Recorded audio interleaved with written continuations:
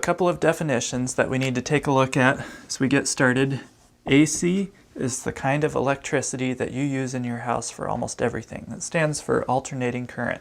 And that's what's powering your light bulbs, your blender, your washing machine, your computer, all these things. And that's what you're getting from the power company. Now on the other hand, DC electricity is the kind of power that you find in batteries, any kind of batteries. Now here's some of the differences as they affect us with an off-grid system. DC power can be stored, obviously, batteries.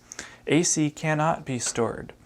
AC, high voltage AC like we get from the power company, is good for running long distances.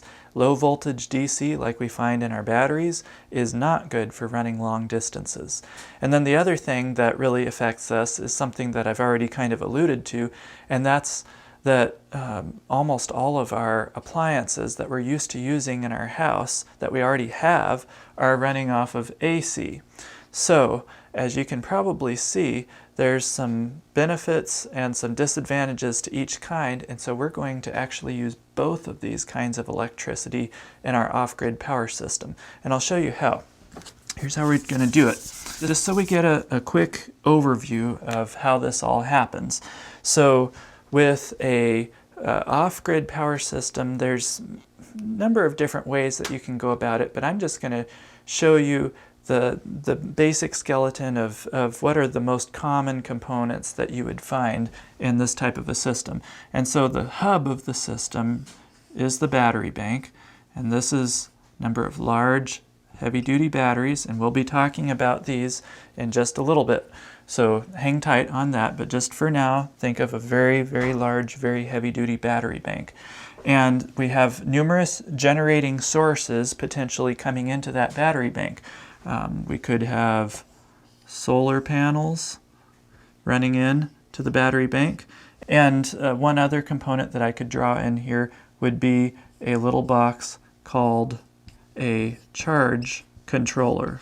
And basically the charge controller makes sure that the solar panels or whatever your generating source is, make sure that it doesn't overcharge the batteries. So once it senses that the batteries are full, it effectively disconnects the solar panels from the batteries so that it will not overcharge the batteries. And you'll notice that these solar panels are producing DC electricity. That's the kind of power that our batteries use. And so it can just run straight into the batteries, no problem. But we also might have sources of electricity that are AC. For instance, there may be times when you've had some exceptionally cloudy weather and you need to be able to manually charge your batteries with a generator, with a fuel-powered generator. And a lot of people use a fuel-powered generator as a backup just to make sure, if all else fails, that they have enough power. And so we could have a fuel-powered generator. And with this generator, this is producing AC electricity. And the batteries are operating with what kind of electricity? DC, that's right. So what we need to do is some conversion, and that's where a little box comes in, and it's called a charger. This is actually two components. I'll tell you about this side of the box in just a moment. But for now, this side is a charger.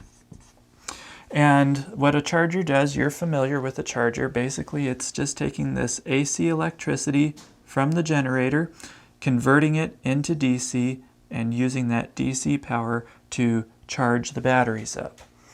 Now, we've run our generator, maybe we've had some good sun and our solar panels have been charging the batteries. The batteries get all nice and charged up, and there could be wind turbines, hydroelectric, numerous different charging sources, but we'll just leave it at this for now. But for our batteries are all charged up, and now we need to be able to use that power in our home. And while it is possible to get some DC appliances that will run straight off the batteries, they're kind of few and far between, and it's a lot easier to, for the most part, use our AC appliances that we already have. So in order to do that, we're going to need to convert this DC power back into AC so that we can now use this electricity in our house. And so that's what the other side of this little box does, and it's called an inverter. And the inverter takes this DC electricity, converts it back into AC, so that now we have usable AC power just like what you get from the power company.